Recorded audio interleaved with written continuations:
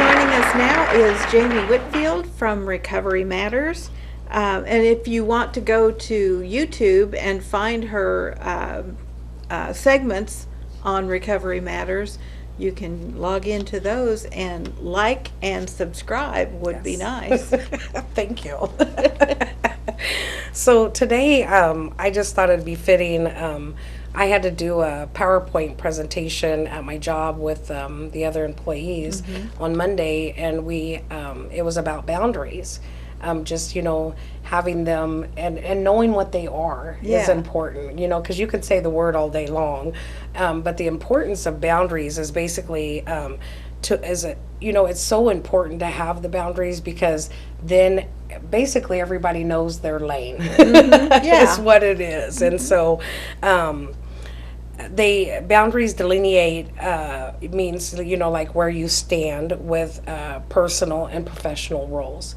And in my other job, my workplace, I work in a facility with all men. And so for a female staff and any staff, it doesn't matter what, the same sex, opposite sex. I think, though, more importantly, what we've found issues with is the opposite sex, making sure that the boundaries are in place. Yeah. Because when you start spending too much time with individuals, getting to know them and stuff, then that boundary line has been crossed. Yeah. Because it's now, there's two relationships there, a friendship and then a supposed to be professional relationship. And so there's a really fine line of being able to set them boundaries and stick with them. I'm sure, of course, even in my own time, I may have crossed the line of boundaries. But, now that I'm more educated and aware of what boundaries are supposed to look like in a workplace, I try my best not to cross them lines. And so, it says professional relationships with patients, clients exist for their benefit. And basically what you have to ask yourself is, whose needs are being met in this relationship, the client or your own? Because we have to, keep in mind that, we're not there to have the clients be our counselors, you know what I mean? Or your relationship partners. Right, Yeah. right, exactly. And so one of these quotes, it says, boundaries define the helping pathway for clients and professionals and are integral to professional effectiveness. And it's so true. I've seen it a few times in my days there, that boundaries had been totally crossed, and just it's a sad deal to see, especially from the professional side and then also for the clients. Yeah, because it makes it hard for you to accomplish the things that you're there to accomplish. Yes. If those boundaries are threatened or Right. crossed. Right. And so boundary crossing, what that looks like is saying yes rather than no. That's a major thing. Even just outside of the workplace, that I've had to learn how to set boundaries too, and not to keep saying yes, yes, yes, and really inside, and my body is saying physically, no. I can't do this anymore. And I learned early on in my recovery that it's okay for me to set them boundaries and Yeah. say no. And after I have set my boundaries and said no, you know what? How that other person responds to it, or a group or whoever it is, that's on them. Right. It is no longer on me, because I set my own boundaries and I stuck to it. And and I'm talking to myself when I say that, but I'm learning that that's okay.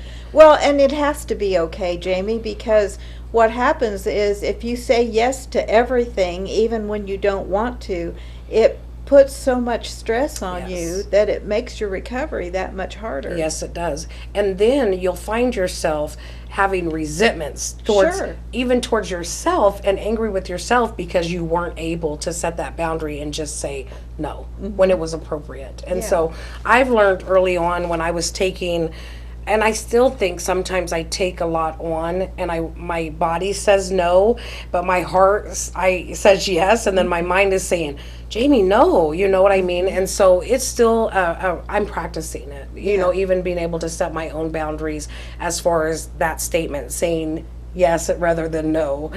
And so Another thing, in the workplace that we have to be careful with is making special allowances, for certain clients. Like, it's okay if you do something, but you can't, Yeah. and setting that boundary and being consistent just across the board, it helps with them boundaries.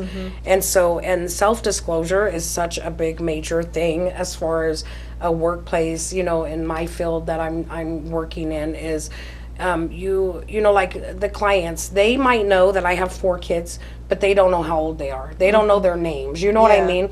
There's a line that has to be drawn there too, to not self-disclose too much information Yeah, about you can yourself. you can share, but you Right. don't want to overshare. And you want to also be careful. Like, sometimes when you share things, what is your intent? Is it, like, for me, when I'm sharing my experience, strength, and hope, it's to give that hope. It's not my intent to hook up with someone or Yeah. let them know everything about my life, things like that. I don't even do that on Facebook. You know what I Yeah. mean? So, it boils down to also, what is that person's intent of self-disclosing everything or too much about themselves, is something that you also have to look at as well.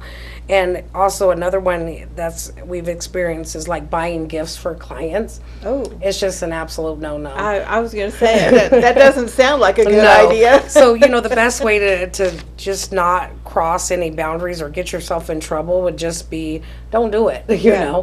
And I've bought things, but we buy things for everyone. For the group, You know, yeah. not just, hey, this is for you, but I'll Yeah. give it to you later. None of that. It's for everyone as a whole. So, boundary violations is, and that dual and multiple relationships, meaning being their friend and being that profession is something you want to steer away from, as well. Sexual relationships, and it's important to consider of what causes harm to the patient is not professional's intent or even necessarily the professional's behavior, but the meaning of the behavior to the patient. And that's important too, because one example of that would be if a client said, well, she's flirting with me. Well, what flirting to that person looks like and what flirting is might be 2 different definitions. Yeah. And so you have to be careful how you even talk to people in the workplace and in the environment that I'm in. And I would say that would just be an environment anyone works in at a workplace, even with other employees, being careful and having them boundaries. Because I know there's lots of times that employees come in and they're new and they start telling their whole life story. Set a boundary, Yeah. Stop. Yeah. So, it's just important that, it also says it is the staff member's duty to know well that their own personal and professional identities, be aware of the distinction between the two, and preserve the distinction and the therapeutic framework. We're out of time, so I can. We'll just go on anyway. Okay. Jamie, thanks for joining us. Thank you for having me.